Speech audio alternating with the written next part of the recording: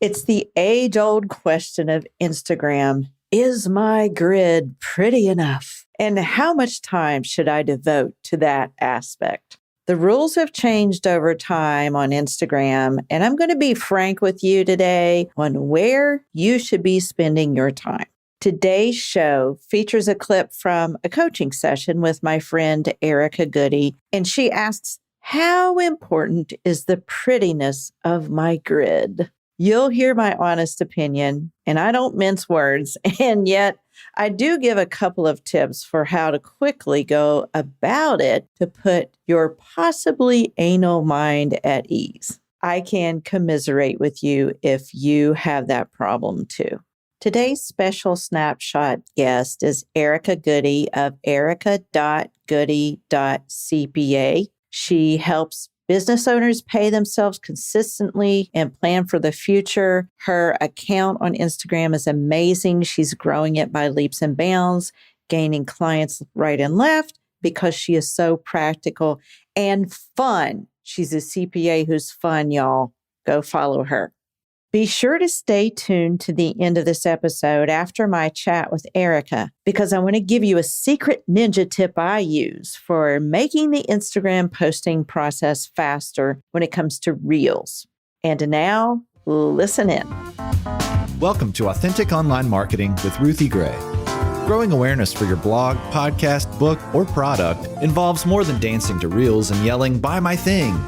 This show models quality over glamour so you can put your spin on your message and market in a way that feels authentic to you, because nobody wants to sound like an infomercial. And now, here's your host, Ruthie Gray. I get hung up, and I try not to, but I still do, on prettiness of your grid layout. And I'm not trying to keep a pattern. I know that. How do you feel about putting a cover photo on your Reels? I don't like doing it because I don't think they gain as much exposure. Why do you think that is? Because I think that if people look at your grid, if they just go to your grid and they see a cover photo, if it just has words on it, I don't think they're going to tap in as well as they do if they see your face and they know that you're talking or it's something about you. See, so what I was thinking is I have a post already for why should I be an LLC? And I have a picture, like I have a Canva picture and I have copy written. And then I'm like, well, I'd kind of just rather do a reel.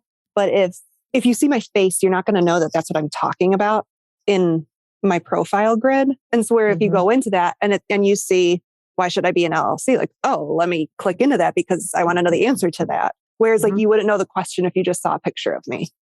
I still think the first thing, I have tested this and I have talked to other people about this. And we've even talked in the membership that the faces do way better. Even though you may not know, that one thing you can do is make sure that you put a title at the top. Like if you'll look at my Reels, I always put a title, like a header. It's like either in capital letters or in a different font so that people know exactly what that's about. In your reel. In my reel, like in the caption at the very top, I put that. And I also, something you can do is I almost always say read caption for more in the text on the reel. So I just feel like people are nosy about people and not necessarily about their content until they get lured into their content. Got it. So they're nosy about people and reels because they're entertaining. And so that is why that works better than just like a cover. I've tried it. Okay. So, I waffle between being anal and not, but I'm more not than I am anymore because my grid it always has some kind of turquoise or blue in it, even if it's just a picture of a book. And so I've just come to terms with that. I've just made peace with it. And I think that limits us so much as to what we need to post and when. I just think it's more freeing. And I think you're making, like you said, you want more ROI for your time. I think you're making more time, spending more time on it than you need to. Yeah. No, and I don't want to be like, I'm very capable of being overly anal about it. And I know that and I don't want to be. And so If you look at some people who have like hundreds and thousands of followers, a lot of them don't even have a good grid at all. There's no rhyme or reason, but they have all kinds of followers because people like their content. It's not really about the grid. Instagram used to be about beautiful pictures in the grid, but it's not like that anymore. People still do like good, like I love to follow tiny homes. I love those beautiful pictures of tiny homes. Yeah. But that's not really where we live anymore.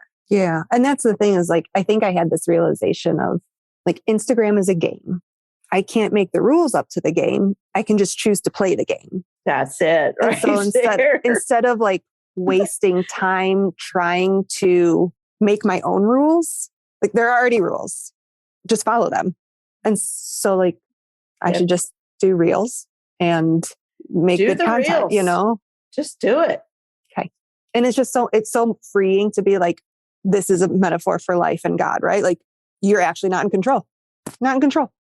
And when you like accept that, then life gets so much easier and you don't spend your time trying to control things that you're actually not in control of. Yeah. Over analyzing and redoing and going back. And I mean, this can be applied to so many things in life. I just did I recorded a podcast over the weekend and I was like, that was terrible. I did that in 15 minutes and it's going to be awful. And then I went back and listened to it today because yesterday I was flat on my back and I was like, that's not really that bad at all. I'm just going to add this one little thing at the end and tell Nolan to pop it in the middle. We're good. Yeah. But we're hard on ourselves. We are. And I think when I came to terms with like, well, what is why do I even want to be on Instagram? Well, it's to reach people and help people. So if I'm doing anything other than playing the game that Instagram has given me to do that, then I'm wasting my time and my ROI. It's true. I wish that everyone had that same attitude. Well, and I think like for me, it's so obvious because I have an account where that's like, I don't have a purpose, And so like to have such a clear purpose, I'm like, is what I'm doing achieving that purpose or not? Then stop doing it. Yeah. Or do it a different way. Play by the rules. You're not going to win if you don't play by the rules. True. Play by the rules. Play by the rules. Honestly, y'all, we may not want to do that, but if we want to grow on their platform, we have to. We have to change with the times. Side note, if you have an email list, you don't have to play by anyone's rules. You own that list. That's why you want to be driving that Instagram traffic to your newsletter. And if you don't know how to do that, listen to last week's episode on how to get new followers on your email list. Back to today's subject. We don't have all day to mess around on Instagram. And honestly, it's not ROI worthy to do so. It's ROI worthy to spend more time on your email list again, I'm telling you. Take these 3 tips from today's episode. Number 1, decide on your main colors. What are your main colors for your Instagram grid? Don't be anal about your grid layout, or you can get frozen when it's time to post. Trust me. Just pick 3 to 4 colors and use those in your graphics, and then dress in those colors for the rest, for video or photos, or add those color accents to your reels or your photos or your video. I have a sea foam green desk. I use that for photos and reels. I also wear light blue or pink in my reels or video, and I use my barnwood wall. It's got teals and greens as a backdrop. My grid is not perfect, but it blends. Number 2, here's a quick tip for reels covers. Use stories to make your reel covers. Since my session with Erica, I started snapping photos of myself in stories, adding text for the title, and saving to my device. I don't post the story, I just save it so that when it's time to post that reel, my photo is right there ready to go. Be sure to notice the grid view for your cover photo before posting so you don't lose your title by positioning it too low or too high. This is my quick workaround to making a cover photo and still showing a picture of myself so folks will tap in if they're only viewing my grid. They see me and know, oh, she is in front of her barnwood wall again. She's teaching me something here. I better watch. And it also is sharing the topic that she's teaching on through that title. Okay. And then number 3, do put a headline in your caption for your reels, like I mentioned to Erica. I use all caps to put a title in the caption. Sometimes it's the same title as the cover photo, but it helps to drive the point home. If you really want to shorten the amount of time you spend on Instagram, use what works. Reels, then carousel, video. Stop being anal about your grid layout and concentrate more on giving value and engaging with others. By the way, you should always be engaging.